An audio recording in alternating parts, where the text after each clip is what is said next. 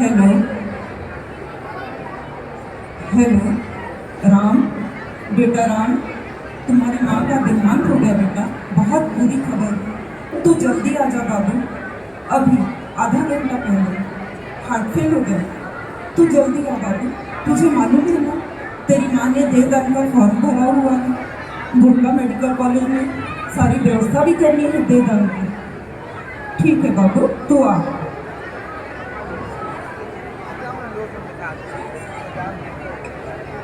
Sir sir, मैं ये क्या सुन रही हूँ? भाभी जी का देहांत हो गया। आज सुबह ही तो मैं उनसे मिली थी। कैसे हो गया ये? हाँ नर्स मधु, देखो ना, तुम्हारी भाभी मुझे अकेला छोड़कर चली गई। मुझे तो कुछ समझ नहीं आ रहा, मैं क्या करूँ, मैं क्या करूँ।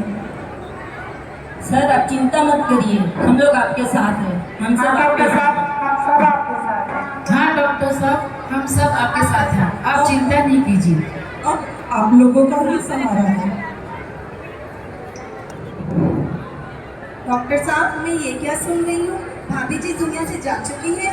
ये कैसे हो सकता है? मैं कल ही तो उनसे मिली थी। काफी भली चलती थी वो।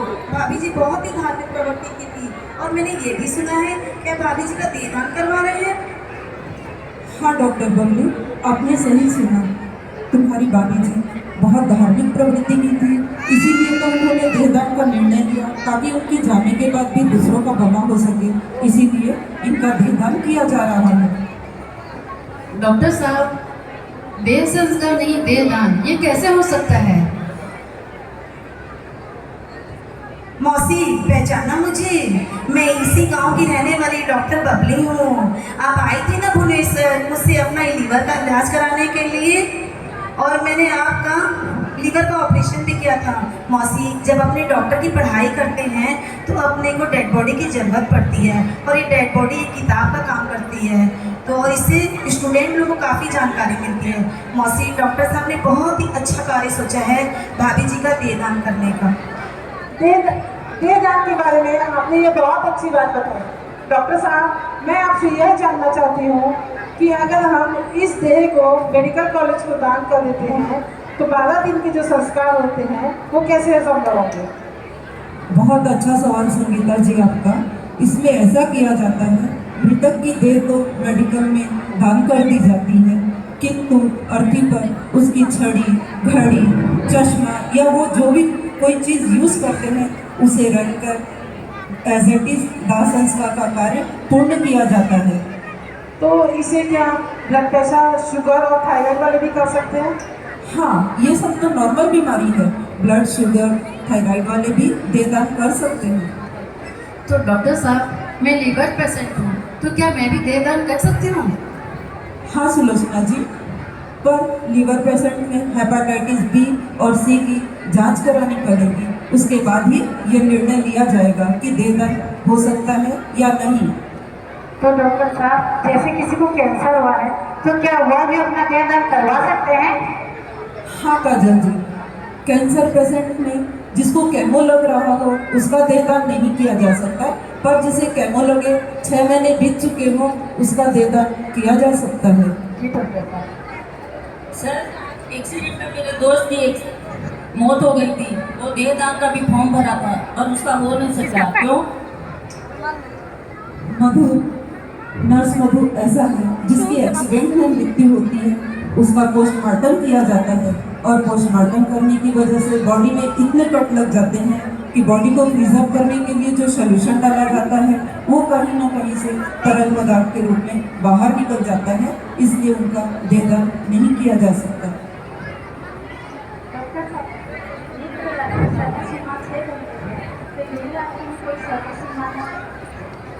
हेलो डॉक्टर साहब, नेत्रदान की समय सीमा 6 घंटे है। देहदान की भी कोई समय सीमा है? हाँ सुमन जी, नेत्रदान की तरह देहदान की भी समय सीमा 6 घंटे है, किंतु यदि देहदाता के परिवार वाले बाहर हैं या गांव में कोई सुविधा नहीं है तो बॉडी को डीप फ्रीजर में 24 घंटे तक रखकर भी ये कार्य पूर्ण किया जा सकता है। डॉक्टर डॉक्टर साहब, एक बॉडी में कितने समय तक पढ़ाई की जा सकती है? बहुत अच्छा सवाल सुमन जी आपका। एक बॉडी पर एक बैच 1 साल तक रिसर्च कर सकता है। जब फिर दूसरा बैच आता है तो उसे दूसरी बॉडी दी जाती है। डॉक्टर साहब, जैसे देहदान की कोई उम्र सीमा है क्या? नहीं, इसके लिए कोई उम्र सीमा नहीं है।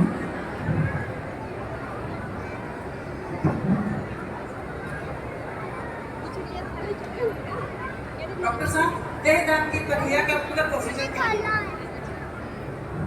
बहुत ही अच्छा सवाल किया आपने संगीता जी। अलग अलग प्रांत में अलग अलग प्रोसीजर है। हमारे उड़ीसा प्रांत में इसके लिए देहदाता को कोर्ट से 2 स्टाम्प पेपर लेने होते हैं अपने नाम से। फिर उसमें अपनी पूरी डिटेल, फ़ोन नंबर, एड्रेस, नाम और अपनी स्थिति भरनी होती है। उसके बाद ही निश्चय किया जाता है कि इसका देहदान होगा। और मैंने तो सुना है यहाँ मारवाड़ी महिला समिति भी इस कार्य में लगी हुई है, तो ये यहाँ के लिए ये कार्य और भी आसान हो जाता है। डॉक्टर साहब, आपने बहुत अच्छी जानकारी हमें दी। हम चाहेंगे कि हम सभी मिलकर गांव में पूरे इसके लिए जागरूकता फैलाएंगे। तो डॉक्टर साहब, कौन कौन से लोग हैं जिनका देहदान नहीं हो पाता है? ये आपने बहुत ही अच्छा सवाल पूछा काजल जी।